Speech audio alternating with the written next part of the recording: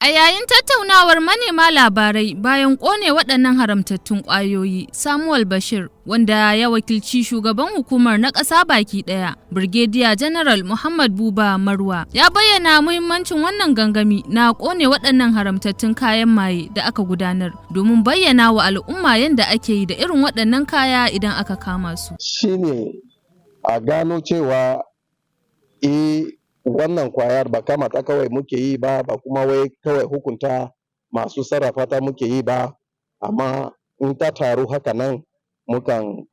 samu dama daga wajen kotu a yi irin wannan kona wanda aka yi din domin ka ta samu hanyar da za ta samu daman da za ta suke koma cikin al'umma da za su ke samu a yi amfani da ita. So wannan shine ɗaya daga cikin mahimmancinta da muke gani, kuma har ila yau tana da muhimmanci domin mutane su sani cewa wannan abin da muke kamawa lele akwai inda suke tafiya. Bayan da an tara su aka samu court order ana kona su, domin akwai wa'ansu da suke tunanin watakila ko wannan abu ma yan hukumar hana sha da fataucin miyagun kwayoyin watakila ma sai da shi suke ko kuma wani abu. A yayin nasa jawabin, shugaban hukumar ta NDLEA reshen jihar Kano, Abubakar Idris Ahmad, ya yi kira ga al'umma da su daina sanya dukiyarsu suna siyan irin waɗannan kaya, duba da cewa asara suke idan har hukumar ta kama kayan. A maimakon hakan, su mai da hankali wajen yin kasuwanci a ɓangaren da doka bata hana ba. Shine waɗannan kayayyaki, in ma ka yi kunan bakin wake,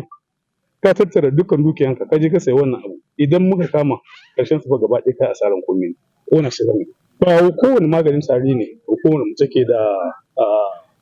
hurumi na kama shi ba, amma duka wanda yake ɗauke da sinadarin codeine a ciki shine wanda muke da hurumin kamawa.